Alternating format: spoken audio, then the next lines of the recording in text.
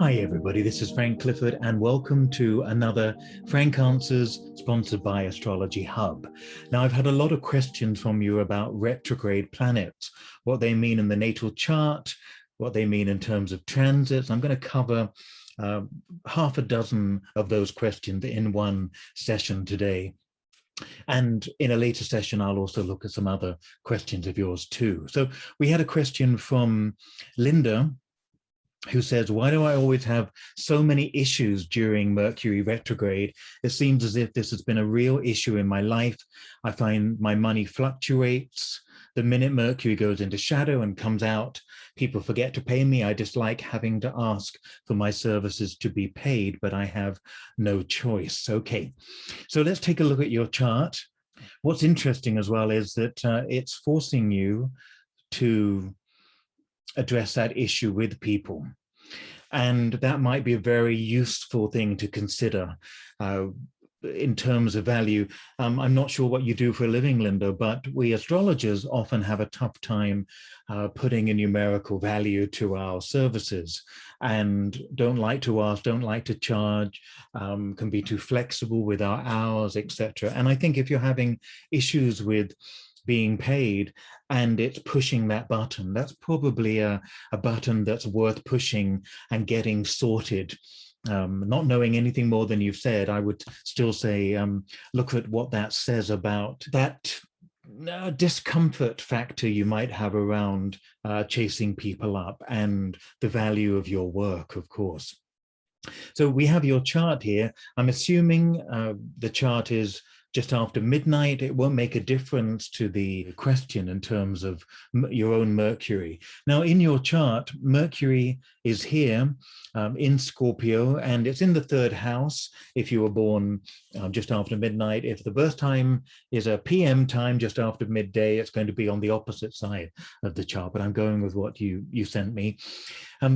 In the Astro Gold program that I use on my Mac, I use Solar Fire on my PC, but with the Astro Gold, the retrograde symbol isn't shown. It's just shown as the degrees and the minutes are shown as red. So you'll have to trust me that your Mercury is retrograde natally. Now, your question was about why you seem to have these issues. I remember another Linda Goodman, when she did a series of tapes for each of the signs. I don't know if you ever saw them. You may be of the generation like I am that really learned astrology or was inspired by Linda Goodman to learn astrology. Anyway, Linda Goodman said that there was buzz around the astrology community saying that if you're born with a natal retrograde Mercury, the Mercury retrogrades aren't supposed to affect you. And she said, and she was also a Mercury retrograde person herself, natally, born with it. She said that was utter nonsense, and she still had all the same issues that we have. Now, we must remember that when Mercury goes retrograde, it goes retrograde for all 7-8 billion of us. So it's not going to bring in some of the infamous communication problems, delays, mishaps, miscommunications, wipeouts, data leaks, data blockages, data retrieval needs, and all of those things that happen under Mercury retrograde. But if you have a Mercury that is strong in the chart, and if your birth time is 0057, just almost 1 a.m. in the morning, then you're a Virgo rising, you're a Gemini midheaven. So Mercury rules both of your public persona angles, your ascendant and your midheaven.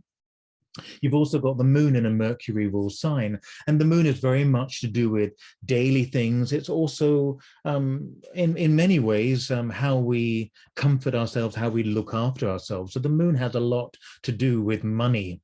Often the planet Venus is associated with money, and I'll no doubt talk about this at another time, but the moon is what we spend on necessities. So your moon being in a Mercury sign, your ascendant and your midheaven being in Mercury signs, and Mercury being in its own natural house, a third house that's linked to one of its signs, Gemini, we have the idea that you've got a strong Mercury and it's retrograde natally. And in times of Mercury retrograde, 3-4 times a year for about three weeks, you'll probably feel it more than other people. You'll certainly be in tune with that need to go back, sort things out, collect information, and realize that the planet of moving forward with communication is in fact asking us to go backwards. So when Mercury goes retrograde, I always say to people, do backups, chase money, chase contracts, chase work that hasn't been paid or completed or presented to you, go back on emails that haven't been replied to. The whole idea of Mercury, the planet of communication, going backwards, is asking us to go back and reorganize, restructure, re-edit things that we've left half finished, half sorted. So you can have incredibly productive Mercury retrograde periods if you see it as a time to go back and get things ironed out, sorted, completed, finished off before the next cycle begins. And there have been times during Mercury retrograde I've used that, depending on where it is in my chart, what it's doing. Some Mercury retrogrades don't do much in my chart. And I hear stories about Mercury retrograde of other people. But remember, 8 billion people have Mercury retrograde at the same time, 3 to 4 times a year. So it's only really when it's strong in your chart or when it's doing things as it goes retrograde that trigger stuff in your chart that you need to deal with during that time of the year or that time in your life. So to really encapsulate, I'm not surprised that you, or to summarize, I'm not surprised that you have issues with money, with day-to-day stuff, with Mercury retrograde. Your natal Mercury being retrograde says that you have an approach to life that is unusual. You see the world differently. You connect the dots. Instead of going north, east, southwest, you might do south, north, west, east. You still connect the dots, but you see it from a different perspective. It's a bit like being a left-hander in a world that is structured for right-handers in that way. So the Mercury retrograde person isn't dumb, isn't slow, isn't backward in their thinking, all the things that you might read in old textbooks on astrology.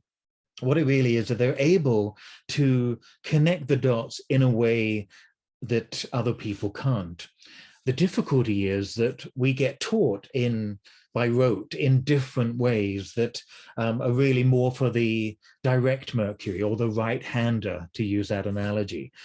So the Mercury retrograde person has to be taught in a way that they can see from a different perspective. So when I'm teaching astrology, I often, in a class, I'll teach the regular way that I teach. And then if I recognize that some of the Mercury retrogrades are not getting it, I'll do what I can to teach from a different angle so they get that perspective and they connect the dots in their own way.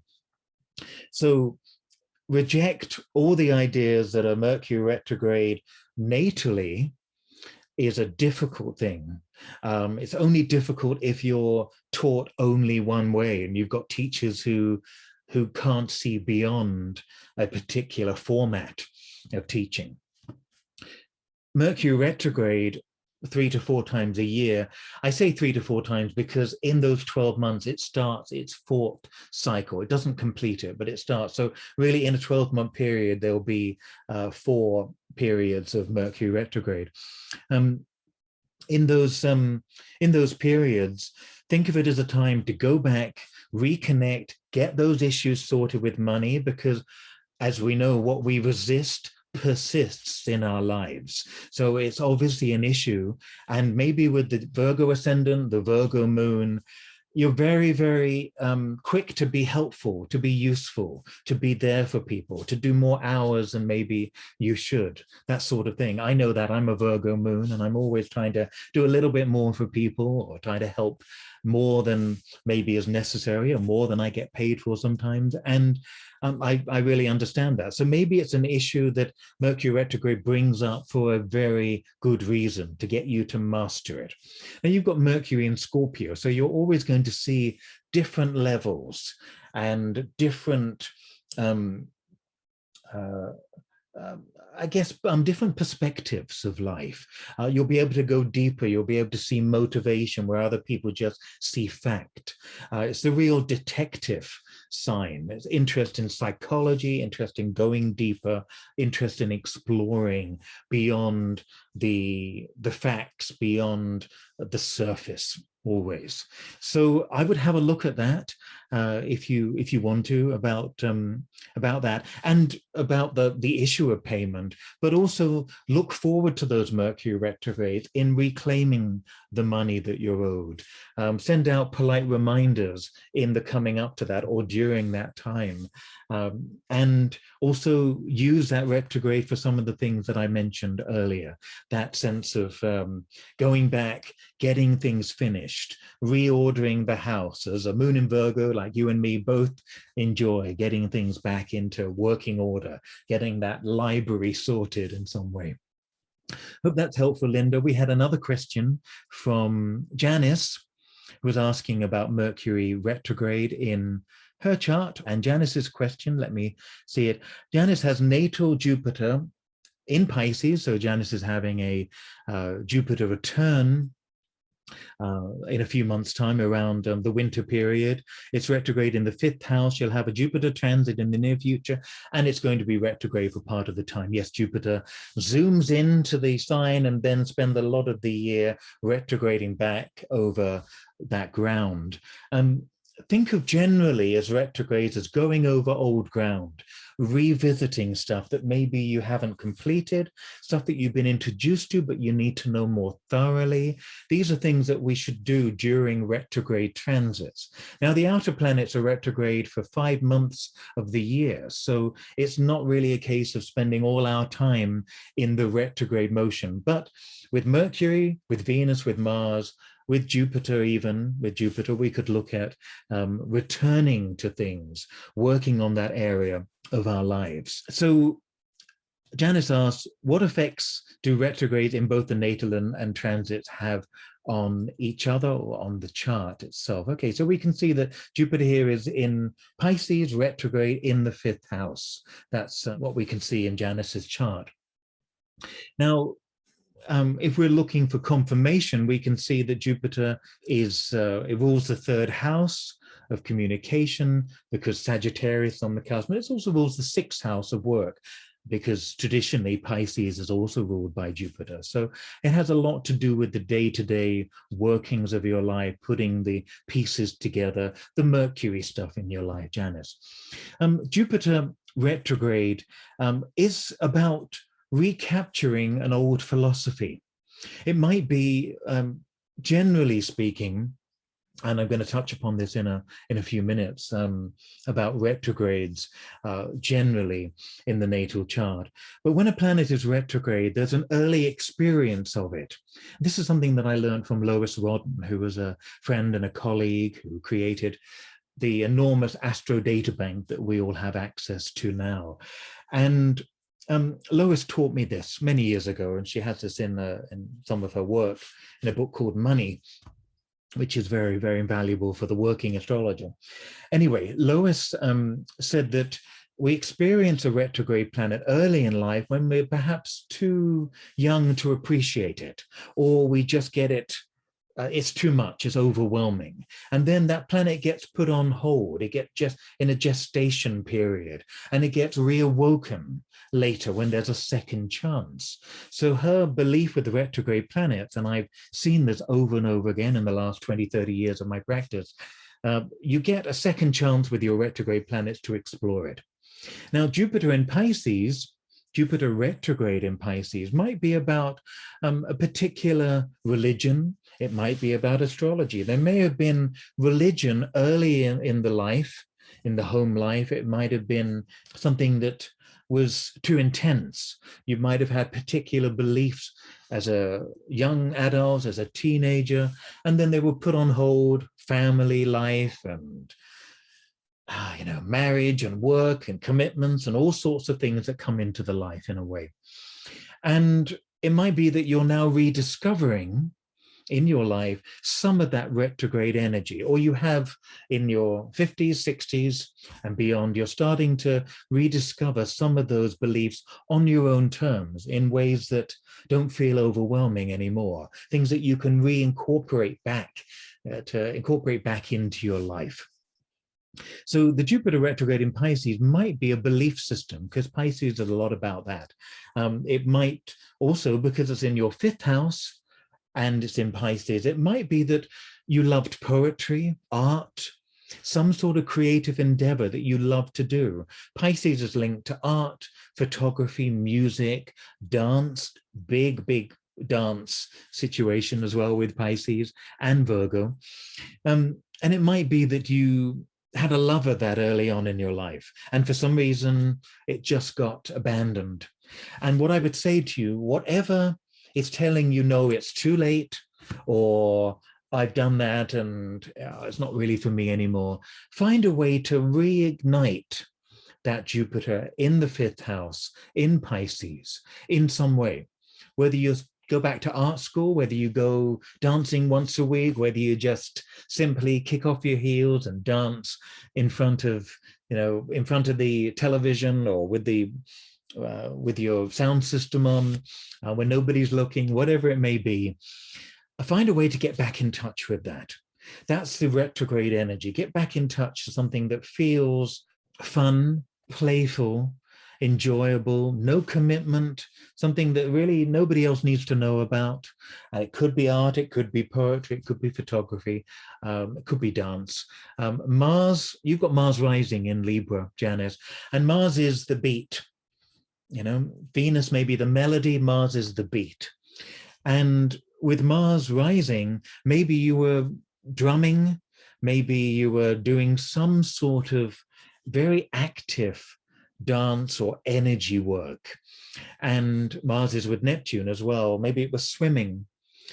So I want you to look at what it is that you could discover or rediscover that you loved, or a different form of that you can bring back into your life. The Jupiter return is returning you to the planet and saying, get back in touch with that. And if we look in the ephemeris to see when that is actually happening, we can see that Jupiter got to 2 degrees, hasn't quite reached that 6 degrees of Pisces. It does that at the end of January 2022. So I'm going to set you a challenge, Miss Mars rising. I'm going to set you a challenge to think about what it is that you want to reintroduce into your life that was a creative force, something that excited you, or a different form of that, different way of doing it now. I want to see, I'm going to challenge you to think about incorporating that into your life between now and the end of January. Okay, so think about that, Janis. I hope that helps. The Jupiter return is returning you to this feeling. And don't just do it when it returns at the end of January. Build it up. Transits are all about knowing what's coming up and incorporating it, getting it into the rhythm of your life before it gets there. And then that's how we can truly participate in that transit. Okay, I hope that was helpful. My third part, I'm answering questions from Amanda, Alice, Jennifer, and Rachel. And they're all emailed to say that they had 5 or 6 planets that were retrograde. Now, I think only 5% of people born have 5 or more planets retrograde. Now, only 8 planets can be retrograde. The sun and moon can never be retrograde. And you can have Mercury all the way to Pluto. Those 8 planets can be retrograde. Don't think about Chiron. Don't think about the nodes. The nodes, if you use a mean node, are always going to be retrograde. So just think about the planets from Mercury to Pluto. Those 8 can be retrograde. So out of those 8, if you've got 4 or more, and this is another technique that I was taught by Lois many years ago, and she's been gone now almost 20 years. So I think back of all the amazing things that I was taught in my 20s while she was around. 4 or more retrograde planets often show that the whole life has been about this prodigious start, lots of energy, and then things get put on hold and you get a second chance to reconnect with those situations in your life. Let me say that differently. The retrograde planets, as I said earlier, talk about a second chance. They talk about reconnecting with something that was of great interest to you. If you've got Mercury retrograde in your natal chart, as Linda had, the first chart we looked at, often there's a talent or an interest that we had early on that ended up just getting lost, postponed, put on a shelf somewhere, and we get a second chance to reconnect with that later. Okay. When you have 4, 5, or 6, some of you might even have 8. I doubt it. I don't think anybody had 8 in the 20th century, but maybe there are people born now who've got 8 planets retrograde. 5% have 5, 1% of the population have 6 or more. What I hear from my clients, and this is what Lois taught me, is that clients will often come and say, I feel like my life has been on hold. I feel like there was a lot of energy in my teens and my 20s, and then for some reason, the choices I made put things on hold for a while. And they cast aside initial aims or talents or what they feel like they've settled for, quote unquote, real life, responsibilities, paying the mortgage, looking after family, that sort of thing. And often when clients come to see me who have got 4 or more retrograde planets, and remember, we're just looking at the planets, not the nodes or Chiron, they'll often think that they've missed the boat. And I realize, of course, that they've come to see me and not somebody else, because I'm the one to say to them, no, you haven't. The retrograde means second chance. And what you often find with people that in their 40s, sometimes in their 50s, they reconnect with this tremendous burgeoning energy that they had back in their 20s, back in their teenage years, where they rediscover the passion that they had. So the retrograde symbolism, when you've got many planets retrograde, it suggests that there's a second chance to explore and to establish your early ambitions that you had early in your life. So I always say when I see many planets retrograde, no, it's not too late to reinvent yourself. And you may be 60 years old and you reinvented yourself at 40. Well, it's time to reinvent yourself again. That's something about the retrograde situation. If you've got 4 or more retrograde planets, reinvent yourself. It's time to do that every 10 years, maybe. Think of it like that. So if you've got that, don't think of your life as wasted or it's too late to start something. It's never too late to start over. The retrograde planet people really know that better than most. And I've seen that so many times with my clients where they've been able to start again, reconnect with something they've truly loved to do. So I hope that's useful. I'll say more and I'll answer more of your retrograde questions at a later date. But I did one recently on Saturn retrograde as a transit and that process of what the transit is like when it retrogrades. So check that one out if you haven't seen that already. Anyway, I hope that's been useful. Retrograde is a second chance. And remember, as I said, it's never too late to start over and to get reconnected with the things that you love to do. All right, take care of yourself. I will see you all very soon.